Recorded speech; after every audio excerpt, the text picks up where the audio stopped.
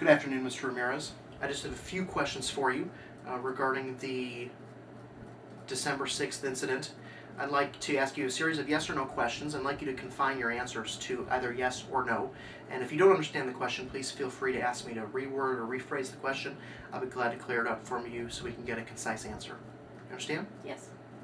Mr. Ramirez, do you recall giving a deposition in this case a number of years back? I do. Your attorney was there, Yes. and I was there, and a court reporter was there to take your testimony, wasn't there? That's correct. You were put under oath at that time. You were aware that you were supposed to be telling the truth at that time. Yes. Mr. Ramirez, on the day of the accident, or actually the previous night prior to the accident, December 6th, 1996, you were at your friend Lewis's house to watch a basketball game. Isn't that correct? That's true. And according to your testimony given previously in your deposition, it was the Bulls and the Cavaliers. Isn't that true? Yes. And after the game was over and you had played some cards, finished off your beers, you went to a bar. Yes. And you had a couple of drinks, scotch and water to be exact, right? That's correct. And then after that was over, you testified you went to a second bar and had a few more scotches and water. Isn't that correct? Yes. And is it true, Mr. Ramirez, that in your deposition given previously, you stated that you had approximately 5 or 6 drinks over the time that you were at the two bars, all scotch and water? Isn't that correct? True. And after that was over, then you went to the park with your friends to race around, and then you went back to your friend Lewis's house and then drove home. Was it your intention, Mr. Ramirez, at the time to drive home? You didn't plan to go to another bar, did you? No, I was going home. Okay. Mr. Ramirez, are you aware that the National Basketball Association maintains records of schedules of when teams play each other and records of scores and player statistics?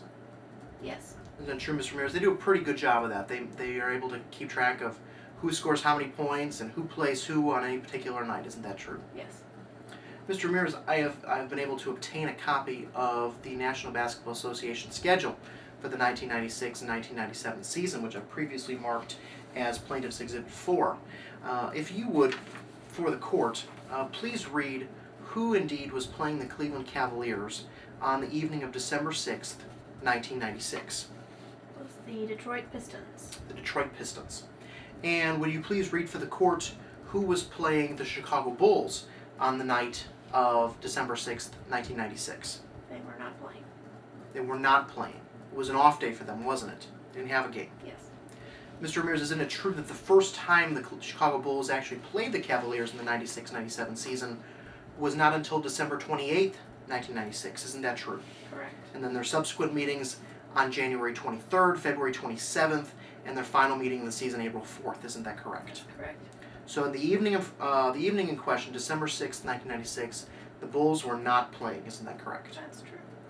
Thank you, Mr. Ramirez. I just have a few quick questions remaining.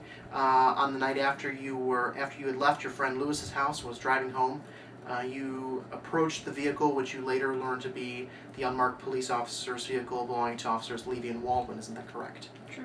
And you followed these officers for a period of time and had indicated to them, either by flashing your lights or beeping your horn, that you intended to pass the vehicle. Yes. Isn't it true, Mr. Ramirez, at that time, after your second attempt, as you testified with your counsel earlier, that the officers turned off of California Avenue onto Evergreen Avenue? Yes. And isn't it true that you followed after them after they had turned off of Evergreen? That's correct. Mr. Ramirez, isn't it true that turning onto Evergreen Avenue was in the opposite direction of the direction you would need to travel in order to get to your house? Yes. Thank you. No further questions, Your Honor.